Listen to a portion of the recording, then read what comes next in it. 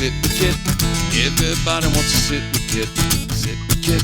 Sit with Kit. Everybody wants to sit with Kit. Yeah. Hi everyone, this is Kit Carson here in front of Angelina's Pizza, home of the #1 pizza shop show on the internet. Prove me wrong. So as you all know, I sit here all night long and I talk to the rock stars, the heroes, and the gods.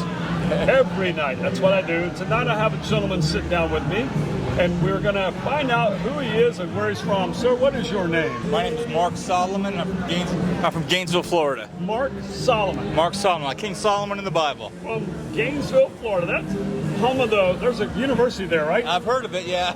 Is it Gators? The Florida Gators. Gator country. Did you go to school there? Two degrees out of there. Oh, did you? What did you get a degree in? Microbiology and law. All right. Were you Marine Patrol? No. Thought you might have just married those two together. I was looking to go into patent and copyright because they're patenting life DNA forms. Sure. But I ended up not doing it. I ended up being a criminal defense attorney. A criminal defense attorney. Much more exciting.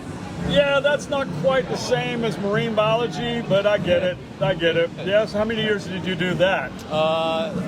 Since 1983. Since 1983. So Are you still practicing? Kinda. Kinda? The bar put me on pasture for a little bit. Oh, yeah? I insulted some judges in a... Well, it's amazing how they just can't take a joke very well. No, they can't. So. They lost their sense of humor when they put on that robe. And go figure, I don't know. It's kind of funny. So, what's the most interesting case you could tell me about? Let's see, I've done a murder case. I got an acquittal on my only murder case.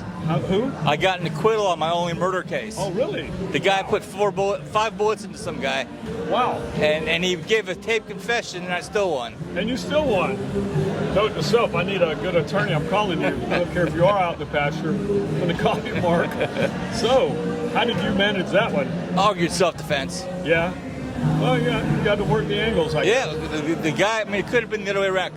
The dead guy could be the guy standing over my client's body. So right. It just happened that the bullets fell where they were, and that's what happened. Things happen. So what's the most entertaining case you've ever had? It's entertaining. Well, Bizarre, different? I had a boxing promoter that put on a George Foreman fight. Okay. And he was supposed to get some money, and the promoter didn't pay him because... Not in boxing. Well, here's the thing. My guy says, I know George Foreman because he did my wedding. Okay. So he's a friend of mine, and if you want him to come box for you, he'll do it for $40,000. Okay. Come pay $40,000, he'll be here. That's all you got to pay. So the guy says, okay, $40,000. So he calls up George and says, George, guess what, man? Come fight for $30,000 in Orlando, get $30,000 cash. And so he pocketed $10,000, but the promoter still owed him $10,000 for his work. So the promoter got mad and said, well, wait a minute, you got $10,000. He says, and our argument was, well, it didn't matter between him and George. If George got paid a nickel, didn't matter. He came and fought for $40,000, so you owe him the money. Yeah. Did he win? Of course. Of course. Do you know your record? How many cases you've won and lost? No, but I'm sure I'm about 50-50. About 50-50? Yeah, you can't win them all. No, well, you have to do pro bono work, too, and I don't know how good those are to win, either. Nah. I mean, did you have to do that your first 10 years or 5 years? Well, I worked as one of those public defenders that takes on cases that the public defender can't take on. Right. So I did that for many years. Right. And those are almost no-win situations, kind of. Kinda. Yeah. I made up a crime, though, in one case. Oh? Yeah, see, an assault is an attempted battery, right? Okay. So I got my... Assault is an attempted battery. Right, attempted battery. Okay, got that. So I argued the guy actually did an attempted assault. Well, you can't attempt an attempt, but I made it up and the jury accepted it. Mark, I'm beginning to like you more and more. That's great, man. That's courtroom drama. Yes. That's what it is. You got to be a good actor, I guess. Yep. And think a lot. Think outside the box. Right. Yeah. And that, hey, listen. I'll tell you. I've never been an attorney, but I used to own a scooter rental business, and I had no insurance. No insurance? No insurance. And I didn't have anything except for 25 scooters. And and I got a letter from a lawyer in Louisiana that was very superlative in his wording about how I was about to be embroiled in a lawsuit. And so I went to Fausto's, a local grocery store, and took a brown paper bag and in pencil cut out like 11 by 17 section of the bag and wrote a Dear John letter to him, and how I had 25 scooters, and if he wished to pursue, his client could have a scooter rental business. Good luck. Well, he sent me back a letter. Son, you need to get insurance and hire an attorney. And I never responded, and he never sued me. So I called it my brown paper bag defense. And, you know, I felt like I won without ever going to court. Yeah, you thought outside the box. But I thought outside the box and sent him a handwritten letter on a brown paper bag. And he knew I didn't have shit. And I don't think his client wanted a scooter rental business. And doing this, it looks like you haven't improved your life any. Well, you know, maybe. Is this an improvement? I'm not sure. It's debatable. I do have a parade that I get to watch every night. You know, and it's a never-ending parade. And, you know, I get to see people from all over the world. People watching, it's great. Look, thank you for that. You never know. She showed you her boobs? Try to. Oh, there you go. Yeah, well, you know, it happens from time to time. So, other than that, what else have you done in life? Well, it's funny you should ask that because I've got since my forced retirement period, I've taken up cooking, and so I make sausage, make a lot of sausage, make a lot of ice cream. I made tons of ice cream, different flavored ice creams, and I moonshine. So I brought my moonshine down here. I heard this story earlier that there's some moonshine going around. Yeah, that was mine that I brought over. Okay. I figured you got to get the judges through the stomach, you know. So I brought bourbon, I brought rye, and I brought moonshine. Nice. And I made it all myself. Nice. And you make ice cream. Oh yeah, I made chocolate, vanilla, strawberry, persimmon, which is my favorite. Persimmon. That's a fruit that garlic, no one knows what it is. Garlic. Garlic? Yeah, because when I made a George Washington rye, and my friend says, well, you know, George Washington's day, he made garlic ice cream. I said, well, that's a challenge you just threw me. Wow. So I made garlic ice cream. No one liked it. Well, ice cream wasn't really a dessert when it was first made, was it? They didn't have ice. I can't remember the story of ice cream. I thought it was, you know, a vegetable thing. That they Preserved? I don't know. I'll have to. Somebody will correct us. Somebody will tell me I'm wrong or that I'm right. I don't know. But I thought it was started out as a vegetable item and then it became a dessert. Oh, interesting. But hey, you know, garlic ice cream. I would try it. Yeah, if you held your nose, it tasted great, but the Right. smell was kind of put people off. To each his own. Yeah. Plus, I couldn't have it from my I take warfarin, which means I can't. My blood thinners. Okay. So the garlic would exacerbate it. So Right. I didn't eat it. Well, I do I take a couple of tablespoons every day of onion honey to help with my inflammation and sinus issues. Does it work? I don't know. It makes my breath delicious, though, I'm sure. You know, I don't know. But I like it. I do it every day. And sometimes I feel like it works good. You know, some days I breathe well, and other days no. So let's go to the persimmon. Where do you get the persimmons from? My tree. Yeah, I was going to say, you obviously have a tree. Yeah. You know, that's a big Asian delight. Yes. Americans don't really do persimmons. No, they don't. And It's good. They're great. You know, you just got to learn how to get into that damn thing. Yep. Well, no, just the little knob at the end. Right. There's no core, and so you eat the thing. You're eating the whole thing. Right. Most people don't understand it, though. Yeah. Right. Like the cashew. Cashew's a thing at the end, isn't it? Right. You know, it's kind of weird like that too. Some strange fruits out there.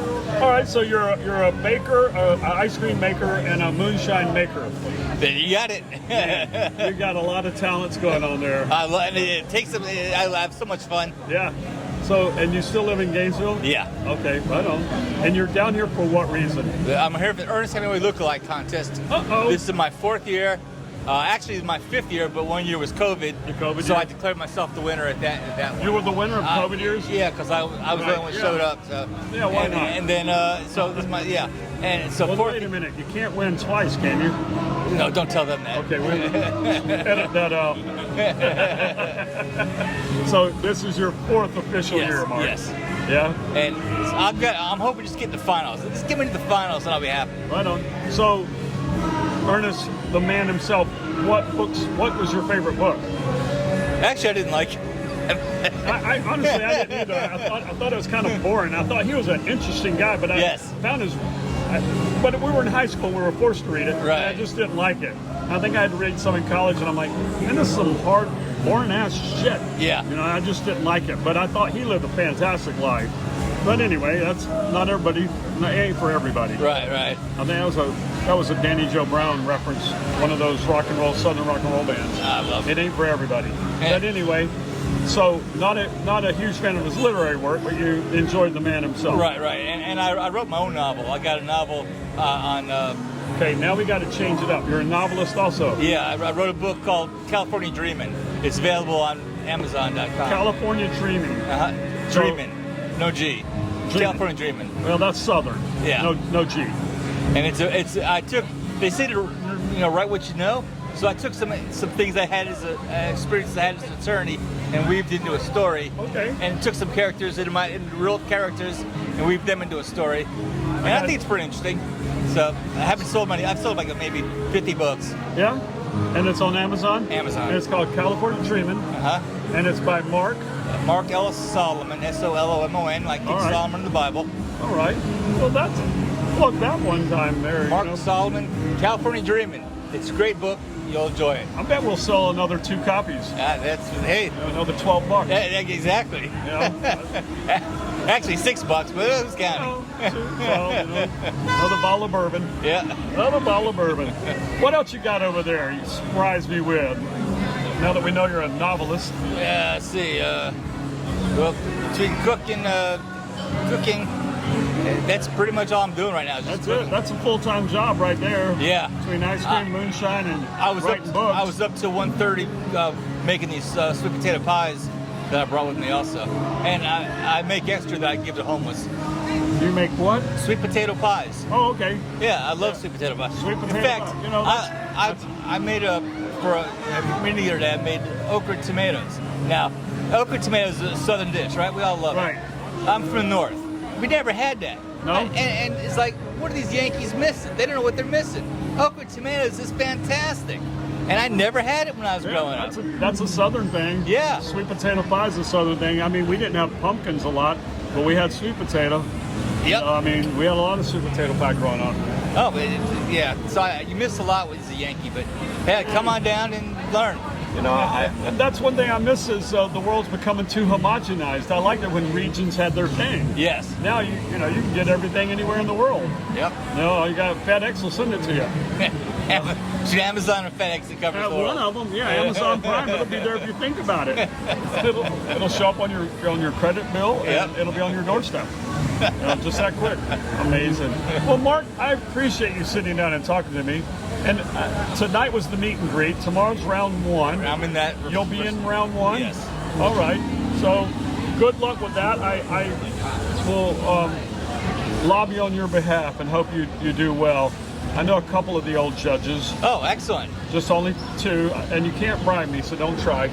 I mean, I'm not a judge, but I'll talk to them for you. I appreciate it. Yeah, no worries. I mean, you're a lawyer. You know the rules. Sure. The ins and outs. You got to know.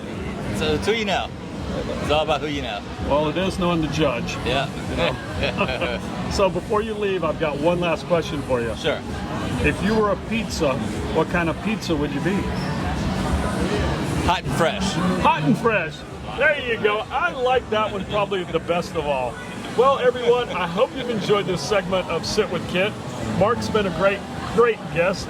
And if you haven't already subscribed to Sit with Kit, please do it. Share it, like it, and respond. Give us some feedback. We like that a lot. And once again, on behalf of myself, the staff, and Tim, thanks for watching. Have a good night. Mark, that was wonderful. Thank you so much. I enjoyed it. It's great. Sit with Kit, sit with Kit.